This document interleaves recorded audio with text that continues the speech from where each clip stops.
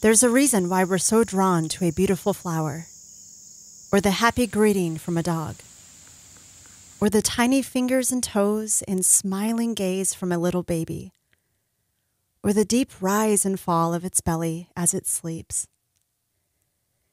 These interactions make us feel warm inside, joyful, peaceful, and brings a sense of calmness. They remind us of the pure and simple things in life. We don't feel judged for who we are or for what we believe.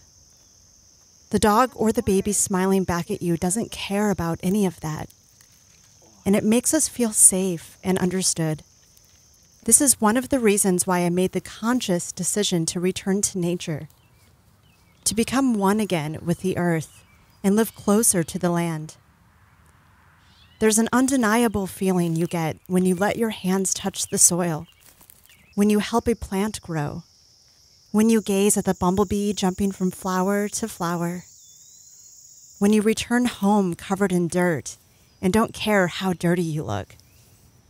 Just like a kid who jumps in puddles of water, just for the pure joy and excitement of it, not caring how wet they get. It's for this reason why I chose to garden, to integrate that part of me, the part that's already been there the entire time, but had been buried by the weight of the world and society.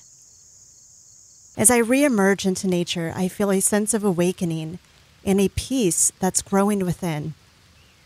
I feel more alive and am reminded of who we truly are and why we are here on this planet.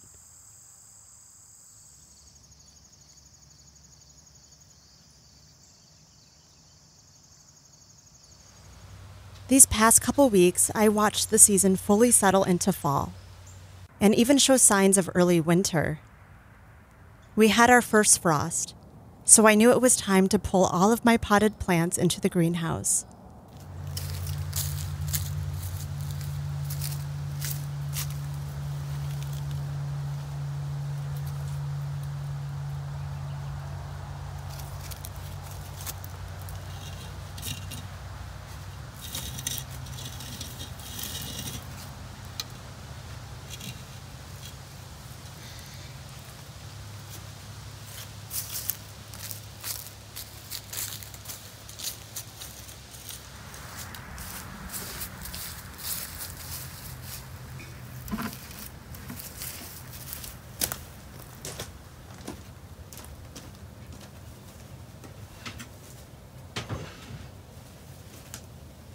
I literally just cleaned out my greenhouse recently, and now it's completely full with so much stuff from the well, which is a project that we're still doing and so close to completing, but we had a lot of rain. This is way more cluttered than I typically like my greenhouse to be, so I'm going to clear some of this out today, so that way I can bring in a lot of my potted plants to keep them safe throughout the winter. The chickens are adjusting, for this will be their first winter. I began to prepare their coop for the cooler weather and even purchased a heating plate for their waterer.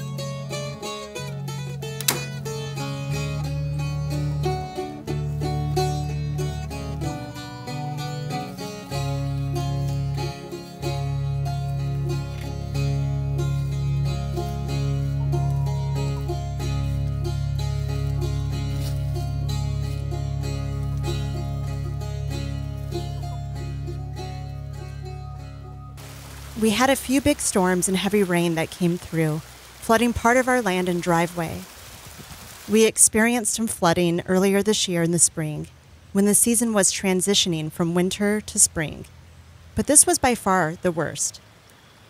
The greenhouse was deep underwater, but luckily nothing was damaged. The pipe we had been driving into the ground for our new well was completely covered in water. The storm drains overflowed and was pouring onto a section of our driveway and washed away the gravel. We tried to salvage what we could and began to rake and shovel the gravel back onto our driveway, filling in the deep holes the flood left behind.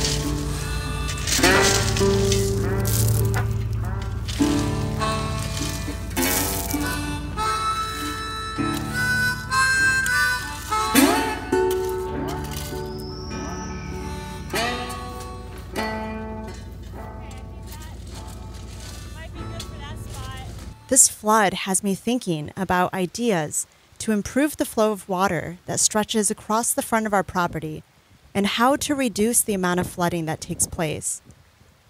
If you have any suggestions or would like to help, let me know. Leave me a comment below. When the rain cleared, I was eager to get outside and plant my garlic. The moon was in its dark phase and in the very fertile sign of Cancer, so I knew this would be a great time to plant these below grounders.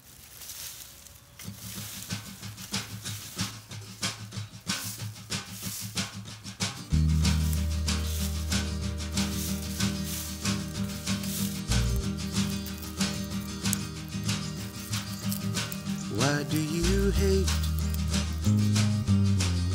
to see someone do so well? Clenching fists and your chest swells. You see them get up where they fell. Yes, you are weak, and your weakness has a law. Everybody else must fall, or else be no one at all.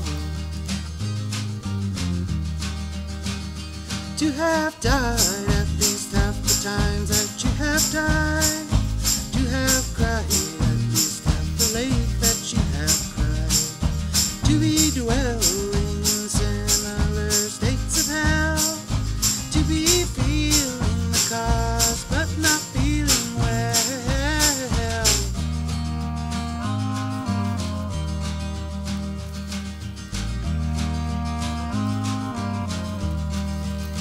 And what is that lying out beyond the wall? The same old nag inside the stall. It's funny you would try it all. Get past and akin to drink and feast. Sometimes the will to not exist, disappear into the mist.